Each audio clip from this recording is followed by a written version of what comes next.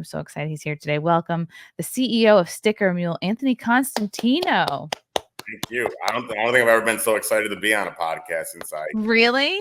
No, because I'll tell you before this, I got a stand-up background. I love comedy. We try to inject it into everything we do at Sticker Mule. So I've been doing all these serious podcasts, and maybe this will be a serious one too. But you've done stand-up? Yeah, 3 times, 5 or 6 years. It's been a little while, so I'm a little rusty. But yeah, super excited to come on and have some fun today. It'll be a little more fun than the other ones I've done. What possessed you to want to do stand-up? Believe it or not, actually, I was one of the first people to get canceled, and this is long. I was one of the first people to get canceled in 2016. I got canceled before Trump even won. I got canceled for a $500 donation because I bought Trump Christmas ornaments. No, how? How did you get canceled for buying Trump ornaments? I found out about the donations. I bought the ornaments. It was recorded as a donation. Some like low-level influencer found out about it before he even won, and they were like, "The Sticker Mule guy likes Trump," and we got inundated with emails, and I got, it was actually sort of traumatic because I was just, it was 8 years ago, so the company wasn't as, strong as it is today. We're 1,200 people now, so it was a lot much smaller. I've been, working my ass off to build it to what it was, and yeah, I felt like I destroyed the company because I got just bombarded thousands of hate messages. Everybody was going nuts on Twitter, attacking me. Our customer service team was traumatized. Everybody at Sticker Mule was traumatized. Oh my and God. Yeah, I'd like to look for the good in everything. So it was weird. Like at the same time, I had a friend that had just gone through a personal situation. He wanted to do something fun with his life. And he was like, "I want to be a comedian." I was like, "Yo, let's do it. I'll do it with you." And so, yeah, I got into comedy really to, I was, I want to level up my own skill set to deal with the haters. And so comedy is a great way to deal with the haters. And I like to learn from the best in whatever I do. And I was like, man, Trump is like one of the funniest people I've ever seen. So he does a really good job of handling his haters, and he handles them with comedy. And I just love comedy since I was a kid. And so I was like, yeah, I would love to get into comedy too. So I did a few performances. I did 3 like legit performances in front of, an audience. And then you do the open mics. I did a few more open mics. Oh, wow. That's neat. Do you remember who the influencer was who tried to cancel you over buying the Trump ornaments? I don't know. It don't even matter. But yeah, it went nuts, and yeah, it was crazy. I've been canceled probably 5 or 6 times since then. And yeah, now I'm coming out. We just launched Sticker Mule stores. I got my own store, and I'm like, I was like, I need a brand for myself. I was like, I think it's gonna be like uncancelable, right? I'm just gonna have So you were for Trump from day one, from the first escalator ride. You were for him. It's crazy. No, that's why I like understand the hate situation so well and how ridiculous it is. Like, no, I didn't. Actually, I had a lifelong rule, like in business, that I don't work with people that name their things after themselves. So, yeah, like number one principle at Sticker Mule is humility. Like I was raised to be a humble person, and so we hire for humility. And Trump's kind of the opposite of that. But at the same time, I also respect all different types of people can be successful. So, maybe he is humble in a way as you get to know more. For all he's done in life, he is sort of a humble guy because he'll associate with just about anyone. So, maybe I'm wrong to say he's not humble, but yeah, he was different to me. I didn't really know much about him. I wasn't a fan. I got into him because a left-leaning friend told me about him during the campaign, and he was like, "Who do you like?" I was like, "I don't know. I like Ben Carson." He said, you really should check out Trump. I said, "Trump, because you just hear the media crap, right?" And the media's like, "That is crazy." And so he's like, "Listen to one of his speeches." And so I listened to his speech, and right away I saw how the media was totally misrepresenting him because they were beating him up like crazy, calling him all sorts of names because of the wall. The wall was the big thing back then. But they never said that he said, "You got to have a big, beautiful door." I don't know if you remember that. We could have used the wall now. Yeah, the wall would have been good. I don't know if we'd be in this mess if the wall. Yeah, I'm actually doing a mission on a statement later today in Spanish talking about. I live half my year in Mexico, so I got a front row seat to this. I really understand this situation too. But you went to the wall. Did you do like an AOC photo shoot, like crying and everything? About what I know about the wall, you only want to know. But yeah, he's, people don't know that he said, and we need a door. People need to come in to the country legally. And I got lots of friends in Mexico. They can't come legally for vacation. there's legitimate people in Mexico that want to just come and go to Disney, and they get blocked. Wow. But anyone that wants to go, it's not illegal anymore because since, I say since the president changed, it's not illegal anymore. You just come and you say, I got a tough life in whatever country, because they're not all from Mexico. A lot of them come from South America. But you just say, I got a tough life, and they give you asylum. And so it's not even illegal. And a debit card and new clothes and hotel stay. Yeah, it sounds pretty nice. Yeah. So I know a lot about that situation. Yeah, I think I mean, who really knows, right? Trump's inner circle are the only people that really know him personally, but I think he does come off humble in the way, like, he can speak to the common man really well, like, he's obviously a one percenter, he's worked in, I mean, he's in Home Alone too, for Christ's sakes, it doesn't Right. get any better than that. I think he's good at kind of, like, paring down his language as to not come off like he is a one percenter and, like, a business owner and, as successful as he is. And I think he's more in touch, I think, with the average person than any other kind of politician that's reached his level. I mean, sure, there's been like governors, like Larry Sharp is another example of someone who is an actual politician that's not arrogant, has really great ideas. Not usually it's like the worst kind of people are the ones that pursue politics and Yes. usually the presidency. But I don't know. I like Trump. I know he obviously has a big personality, but I think that comes in handy when dealing with big personalities on a world stage like Putin or whatever, the North Korea guy, Kim Jong-un, Kim Jong-il, whatever. I think that helps him to be taken more seriously. So, people don't think they can walk all over him. Oh yeah. His what he did with the North Korea situation was a masterclass in negotiations, and He's the only one that's been there of any president, I think, in decades. Yeah, he does. There's one thing, and I negotiate all the time, and like one of the rules of negotiations is like a lesson for your listeners is like you want to give people two stark realities, right? And so if you remember the Kim Jong Un situation, he actually made a video. Did you see the video? He made a video for him. Did you see that?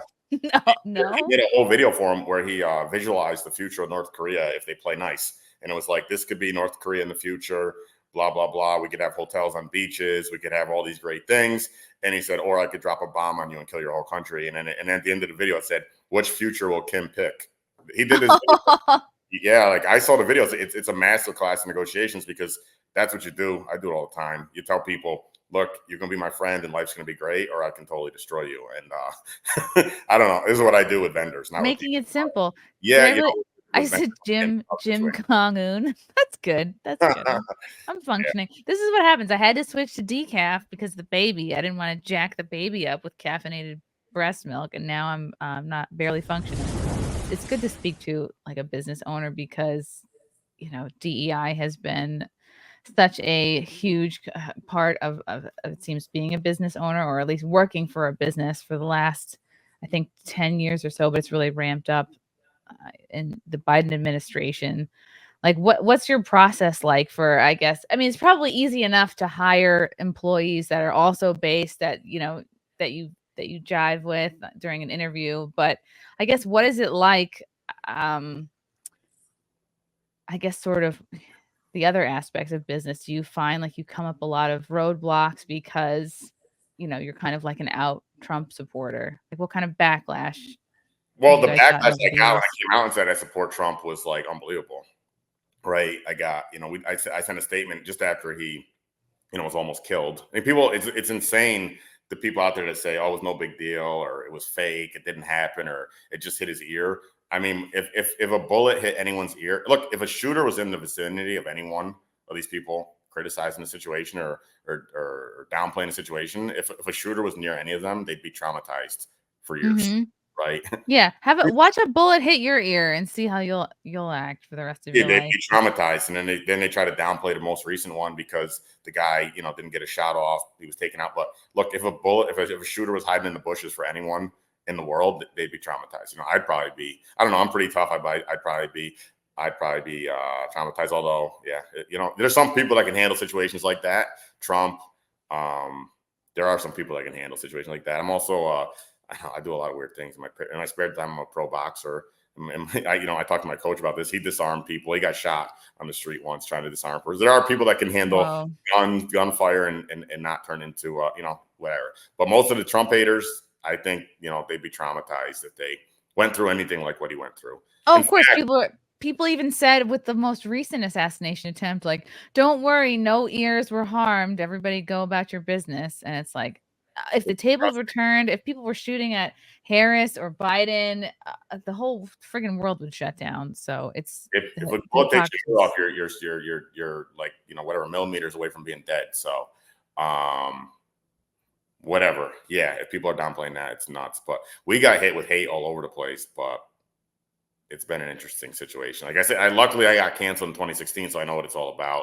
It's just it's like mostly all talk, very little action. So it's funny, the people that come at me, I've been retweeting them. We've been we retweet them, and now we got people on our side. So 6 or 7 people will criticize them for saying nasty things to me, and then they go private on their accounts. So all these people that are like, you know, huge haters that bash Trump, Trump's got incoming, you know, fire from all different directions, the media, the political staff, everyone's hitting him every way to Sunday, and he's still standing. Gun, you know, lawfare, insults, hoaxes, everything, gunfire. And then the people that hate him the most, you know, you republish the things they say, and 6 people on the internet criticize them and they go private. So it's really a weird situation. I call these people hate afflicted. It's not everybody on that other side. It's not really, you know, what is there? There's 300 million Americans. I think there's 10 million people that are severely hate afflicted, but there's 8 billion people in the world. I travel all over the world. I live in Mexico. My company's in 39 countries.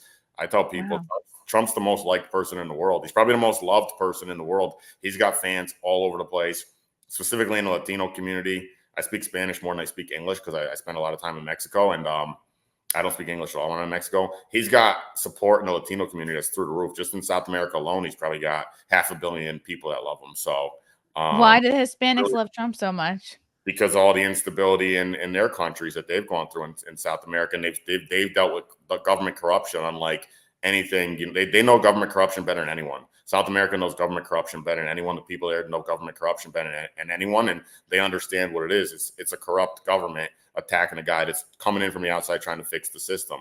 You know, it would happen to anybody that's going to come in and try and fix a corrupt system. If you got, and people don't understand how big the government is, right? How many millions of people work in the government? And they all know about the corruption. They all know, you know, they all know that they're in there. Some of them are going to work doing nothing all day. I talked to a guy that worked in the state of New York, and he said people come in and they just stare at their computers all day, or they play on their iPhones. You know, they don't do anything. So all these people know they're getting paid, and they're coming in, they're playing video games on their iPhones, or they're doing absolutely nothing all day, and they see a new guy get in, and they all panic. And it's not just them, you know, and it makes sense. You got to protect your family. So they go into panic mode. They worry about their jobs. They worry about their careers. They rightfully worry about their families because a guy's in there that's trying to fix things and make it better for the country. And look, if you got people going to work and playing around on their iPhones all day, sadly, they need to get fired. They need to get removed because that's not good for the country. And they need to go find jobs elsewhere where they can be productive and they can be happier. So, yeah, Latinos know government corruption better than anyone. South America has been devastated by government corruption, and they know what's happening here. They all see it. It's a corrupt government rebelling against a guy that wants to come in and make things better for everybody. Yeah. Oh, Fealty has a great question. Does Anthony worry about server hosting for his company with the age of cancel culture? Companies like AWS can throttle or take companies out on a whim. You know, we got a good team that like manages stuff, and we're looking at, you know, we got redundancy and stuff like that. I don't know. It's a good question. Hopefully they don't come at us yet. You know, we'll see what happens. Although they just banned us from Reddit. That was wild. They banned us from Reddit. I did this whole thing. Yeah, they banned us from Reddit. There's a rule on some of the subreddits now. You can't be Sticker Mule. That's an official rule. You can't be Sticker Mule, but you can be not Sticker Mule and say as much nasty stuff as you want about us. So yeah, if you go in Reddit, there's Reddits now that have banned us. People say, I said Reddit banned us. Well, because you can't get I guess you could get a Reddit global ban, but we got multiple subreddit bans. We're banned from the largest Reddit sticker community, even though we're pretty much the founder of that community. And the founder of Reddit, Alexis Ohanian, was a friend of ours, and he launched the official Reddit sticker store with us 12 years ago. So we were the original Reddit sticker store, launched with the founder of Reddit. He was a friend of ours, and I actually closed it down. I didn't want to deal with it anymore because it was a headache to manage. But now we got our own. We didn't have the storage platform we have now, so we just launched a storage platform where anyone can open a store, and we're powering over 10,000 stores, including one for Don Jr. So what actually got you canceled off Reddit?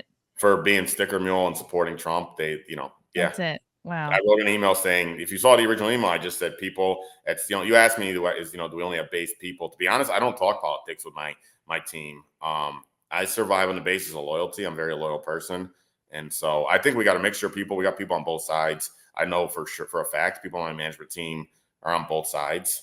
But I'm loyal to people. They're loyal to me. And like I said, people that are like really in the anti-Trump world, they don't realize they think it's like every Democrat it hates Trump supporters. That's not true. That's not true. Okay. In fact, even people say we're big with artists, and they say you just lost the entire artist community. And I said, who are you to say you speak for an entire community? So yeah, the reality is like I'm a loyal person. I got people on both sides at Sticker Mule. That was my original message, and people like me. They like working here.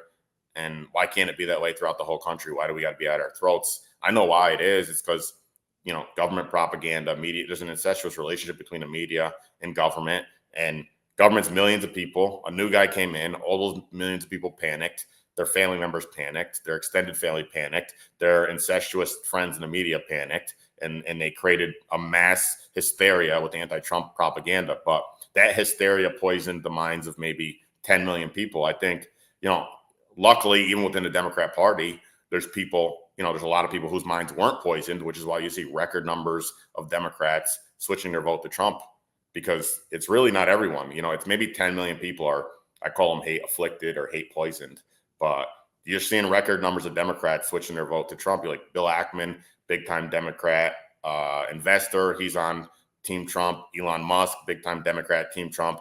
Mark Zuckerberg, one of the biggest Trump haters in the country, spent $400 million to beat up Trump in the last election. He seems to be on Team Trump now. He's saying great things about Trump. RFK, Democrat, Team Trump. You can go on and on. Snoop Dogg. Yeah, Tulsi. Right? Snoop had the gun in the video with Trump, and now he's on Team Trump.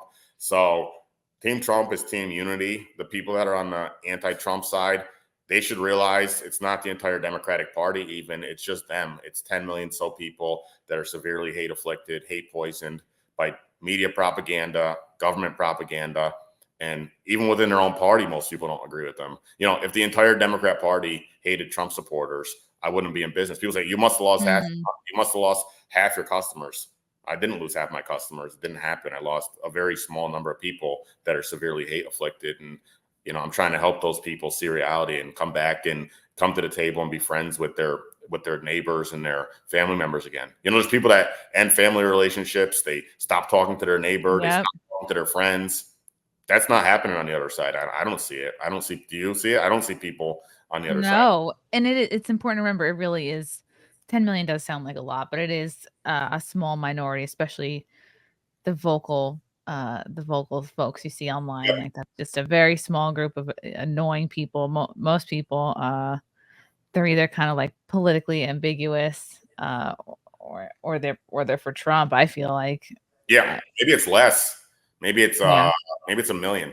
I don't know. It's weird. Like if you I wear Trump shirts now. I've been making some Trump shirts and different ones, and people are like, how are you going to wear that shirt? People are going to beat you up. They're gonna you know what I mean? You're going to get jumped. You're going to have this happen. You wear a Trump, and I'm in New York, which is me too. Yeah. People are supposed to not like Trump. All people want to do is shake my hand and take my picture, and they don't know I'm the Sticker Mill CEO. They just see a guy in a Trump shirt, and people come on. Can I get a picture with you? Can I shake your hand? I love the shirt. Where did you get that shirt? Everybody seems to love Trump, but somehow, I don't know. They're people are afraid to. Like, I go out with my mother-in-law all the time. She's always wearing either a Trump shirt or a Trump hat, and she gets comments everywhere she goes. She gets compliments like every time we are out together, and it's just amazing how many people are still just so afraid to wear anything Trump. But they'll always come up to her, and she just doesn't give a fuck. That's why I love her. Just before I got on this call, I don't know if I should tell this story. Just before I got on this, tell it. Right, I was talking to a guy. I don't believe in consultants. But I hired a guy years ago to be a management consultant, really like a leadership consultant, because my time's limited. And I had a guy that was sort of problematic. He was in the tech world, and he had an attitude. And I hired this management consultant just to work for him. And it was a guy who was in charge of the National Guard, a general, U.S. military general, really impressive guy. He thinks a lot like me. So I was like, he's kind of a proxy for me. And so I hired him. specifically to work with this one individual. But he said, well, it's not good to zero out one person. So say you're hiring me to work with your whole team. So I hired him, and he was going to work with the whole team. And the one person that wanted to help was in the meeting. He walked out the meeting and he said, I don't respect the U.S. military. And I called the guy that I hired and I said, this guy, don't worry about helping him. I'm going to fire him. And the guy was, was a military general. He said, no, I can help anyone. Give me a shot at him. Give me a shot at him. I said, no, I'm going to fight. So I hung up the call, called the guy, said, you're out, you're fired. And I had actually just paid the guy a massive bonus to come work for us, huge bonus, because I had snagged him from another company. I paid him a massive bonus. I don't even know if I should say how much. It was and I fired him. And I was actually just on the phone just before this talking to the military guy about, he was like, you got so many great stories. He's like, I'll never forget when you hired me to help this guy and you wrote a big check to me to help this guy. And then he made one comment and you're like, I'm not dealing with that. You're fired. So that's awesome. Trump's sort of the same way. Trump, that's why I see a lot of good in Trump with the firing, right? They're like, oh, the White House was in chaos when Trump was there because he was firing people on the outside looking in that aren't in the business world. There's a lot of snakes out there. There's a lot of disloyal people. And so, particularly in the political world, it's even worse. So just in my world, once you get successful, there's a lot of disloyal people. People are always trying to take advantage of you. Loyalty is better than anything else for me. You got to be talented, but loyalty matters a lot. And the political world's full of disloyal people, full of snakes. So it made total sense to me that Trump had the situation he had in the White House where he was constantly firing people. It takes a while to figure out who's good and bad when you enter a new organization. So I wouldn't be surprised if we see that again. I fire a lot of people. Now I got stability. My senior team's been with me. It's been the same team for the last 6 or so years. But yeah, I had the same situation where I had people like the guy I'm talking about saying, huge ego, difficult to deal with. I tried my best to help him. I cut a huge check to a consultant to try to help him. And they went, oh, I don't trust, respect the U.S. military. Well, what the hell kind of comment is that? Wow. I feel like the sticker world and the political world are more similar than we want to admit. Yeah. Sean, did New York audit Sticker Mule? Louis Rossman closed his repair shop in New York City and moved because New York audited him and sued him. What? It's a great question. Ever since all the political craziness happened with, they put Trump's CFO in prison. I saw this coming with the weaponization of the justice system. Once Trump got in, I saw it coming. So as soon as they started going after him and hitting him so hard, I said, look, I'm a pretty successful guy. I have a privately owned business. I'm on a short list of targets. So I pay a lot of money to a firm to audit me. So yeah, unfortunately, I have to spend a ton of money on, I pay somebody to audit me, third party audit me, and make sure we do everything correctly. I probably pay way more in taxes than I should. I always err on the side of paying more in taxes. Because if I ever get caught, if anything ever happens, they're gonna go nuts and say, "Oh, this guy was $50. He missed paying a $50 tax bill. He's a rich guy that's trying to take advantage of government." So I spend $300,000 or $400,000 a year to get third party audited. Wow, sure everything I do is on the up and up. Because I don't trust New York to not be nasty with me. Wow. Well, gosh, if someone's like, I feel like I want to go work for Sticker Mule. Do you guys take? We are trying to. I've been wanting to hire a comedian forever, so I want somebody to help me do comedic stuff, comedic writing, comedic email. I try to put comedy in our emails. It's hard. So okay, so you need a comedy writer to write scripts and maybe do more sketches. Yeah, right now I got Ricky. Ricky helps me. Ricky's the best. Oh my God, hard to top Ricky. What are your biggest selling items? The stickers, but the big thing we got is the store. So our stores platform, I think, is going to revolutionize the internet, right? Like, because I like solving big problems. So people are like, why did you do the Trump thing? I think Trump hate is a big problem. I think government corruption is a big problem. We got to get Trump in again so he can fix the government. There's nothing more important than that short term, right? We got to fix government corruption. We got to fix Trump hate. The only way to fix the Trump hate is for him to get in and do a good job. So all the haters lose their, they can see firsthand that they were misguided.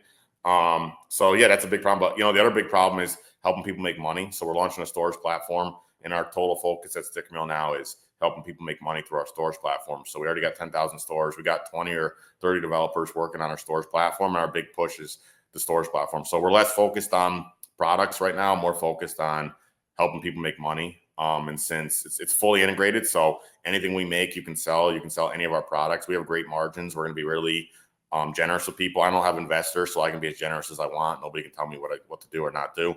So we're going to try to be very generous. And we also do all the fulfillment, all the customer service. So if you're an influencer like yourself or popular person like yourself, famous person like yourself, whatever, comedian, Berwick, whatever, you can spin up a store and make additional, monetize or cool. Yeah, so it's really for everyone's already 10,000 stores. RFK created one. Don Jr.'s got one. I'm really trying hard to get another guy named Mike Tyson to open one. We're talking to them. The Mike Tyson or a Mike Tyson?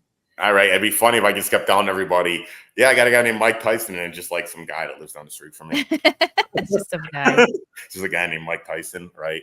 It's not even spelled the same. Yeah. Mike Tyson's like grew up in this area. His original coach is from Amsterdam, New York. He still lives here. Oh wow. Yeah, Oh, so that's neat. he coached me too. So yeah, we got some connections there. We're talking to his team. I love that. I love that you guys are like into like expanding the business, and you seem super open minded and just great people. Do you think Trump's gonna win? I think so. It wouldn't make somebody said to me like they're nervous about it. The big issue is the mail-in ballots because I tell people like mail-in ballots allow for unlimited voter intimidation, and the harvesting is a form of intimidation. Activists go around just rounding up votes from people that they don't even know who they're voting for. So, or they get bullied. They don't want to vote for Biden, but they get forced into voting for Biden. They don't want to, but they whatever. I keep saying Biden. Yeah. I don't like saying the fortifying. I don't like saying the other one because I don't think she deserves any name recognition, because what happens is really inappropriate. But anyways, yeah, people get bullied into voting a certain way. They don't even know what they're doing. They probably want to vote for Trump. So the big issue is the mail-ins because those aren't real votes. Whatever. Those are bullied votes. They're intimidated votes. And that's like the real risk. But if you talk to people, it doesn't make sense that a person with very little name recognition could win. It should be a blowout for Trump. The U.S. Postal Service has come out in favor of Kamala. Nothing to worry about there. Oh, great. Yeah, it doesn't make sense that a person that nobody really knows this other person. Everybody knows Trump. Everybody, like the love for the guy's through the roof right now.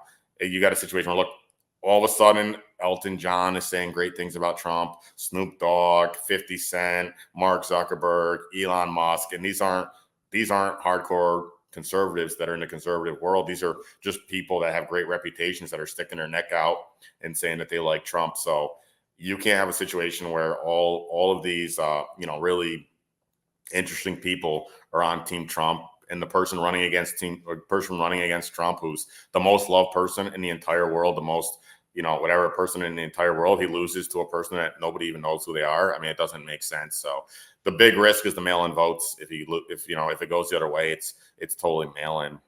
Yeah, this is Sean saying I received way more than one mail-in ballot for Trump versus Biden. They kept mailing me ballots to a PO box. Yeah, and they can take advantage of that. The mail-ins are the big issue. So yeah, if he ends up losing, you're not supposed to say it, but there was whatever you call it. It was a unfair situation with the mail-ins. Mortifying. We'll see what happens, but I think hopefully it's a blowout. I'd like to see a blowout. I tell people this. I only bet on a few things in life. People like, you invest in stocks, you do this. I don't really do shit. I invested in Apple, Google, Facebook. No, not Facebook. Sorry, Apple, Google, Yahoo, and Tesla. Those are my only investments in my life, and I won on every one except for Yahoo. And then I invested in Sticker Mule, and I won on that one. And then I invested in Trump winning in 2016. I placed a $5,000 bet on Trump winning, and I got paid 10-1 on that. I didn't bet 2020 because the world it didn't seem like a good situation.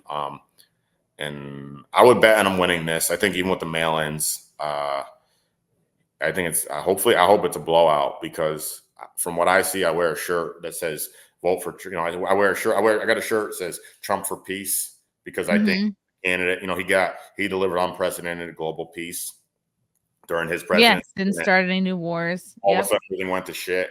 The thing with Afghanistan was incredible. I don't know if you saw how he explained his negotiations with the Afghanistan leader, where he said to him, I don't want anyone touched, and I don't want any of our troops touched. And he showed him. He said, "Here's a picture of your house. If you fuck with anyone, I'm going to drop a bomb." Oh, that's great. Yeah, and no one was touched. And then another guy got in there, and it went to hell over there. The situation in Russia and Ukraine. Millions of people are dying because of what's going on. So yeah, I got a shirt that says Trump for peace because I think Trump's the guy that's going to deliver peace. I get high fives and handshakes all over the place. Nobody's ever said a mean thing to me. It's only been positivity whenever I wear anything pro-Trump. So hopefully it's a blowout and the country unifies and we fix all this crap that's going on. But I don't see how it's not a blowout when you got Elon, Zuckerberg, Snoop Dogg, 50 Cent. They're like, oh, who's the one they got? Taylor Swift. But she was always on that side. It doesn't matter. She's already there. Snoop Dogg. Fans are retards. So yeah. They were. I've never even heard any of her music, but is she good? She's not great. She sucks. Love you guys. Thank you for the chats. Thank you for the comments. I will see you guys tomorrow. Bye. Bye. All right. Love you guys. God, I don't even want to leave. This candle smells so good. I don't want to leave. All right. Love you guys. Talk to you soon. Bye. Love you all. Join the Discord. Feet. Love you all. Wow. You guys are awesome. Come and get it. Bye, guys. Bye. Now I'm really leaving. Love you. Bye.